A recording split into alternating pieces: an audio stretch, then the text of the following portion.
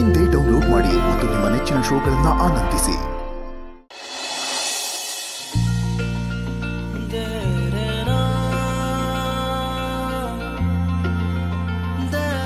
ನಮ್ಮ ದೊರೆ ಕೈಯಿಂದ ಏನೇ ತಿಂದ್ರುವೆ ಅದು ಪ್ರಸಾದ ಇದ್ದಂಗೆ, ಕಣ್ಣಿಗೊತ್ಕೊಂಡು ತಿನ್ಬೇಕು.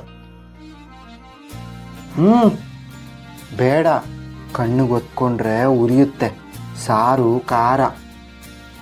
ಪರವಾಗಿಲ್ಲ ದೊರೆ, ತಿನ್ಸಿ.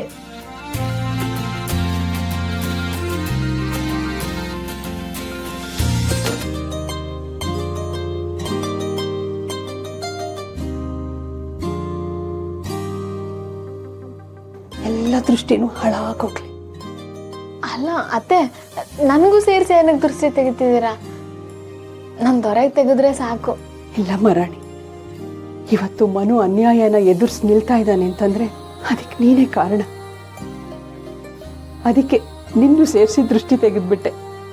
ತುತು ಅನ್ನು. ತು ತು ತು. ತು, ತು, ತು.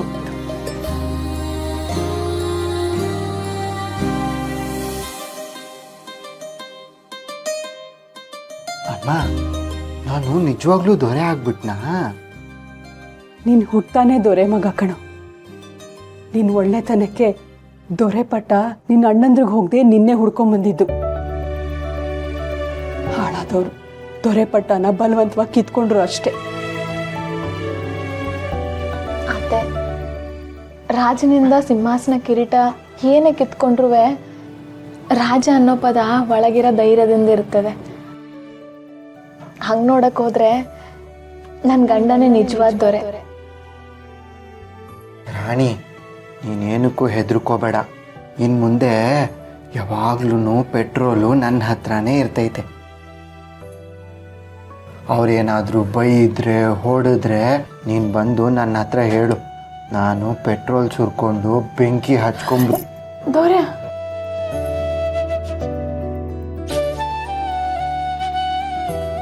ಬಿಡ್ತು ಅನ್ನು ಮನು, ಯಾಕೋ ಹೀಗೆಲ್ಲ ಮಾತಾಡ್ತೀಯ? ಯಾವಾಗಲೂ ಒಳ್ಳೆ ಮಾತನ್ನೇ ಆಡಬೇಕು, ಆಗ ಒಳ್ಳೇದೇ ಆಗತ್ತೆ ಕಣೋ. ನಾನು ನಿಮ್ಮ ಜೊತೆ ಇರಬೇಕು.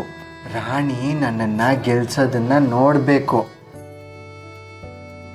ಅದಕ್ಕೆ ನಾನು ಅವ್ರಿಗೆ ಪೆಟ್ರೋಲ್ ಸುರ್ಕೊಂಡ್ಬಿಡ್ತೀನಿ ಅಂತ ಹೆದರ್ಸ್ತೀನಿ. ಅವರೆಲ್ಲ ಹೆದರ್ಕೊಂಡ್ಬಿಡ್ತಾರೆ.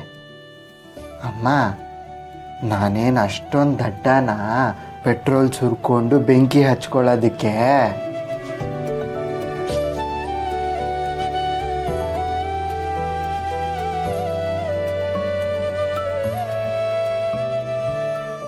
ನಮ್ಮ ಮನೆ ದೀಪ ಅಣ್ಣಯ್ಯ, ನಮ್ಮೊಡಲ ಜೀವ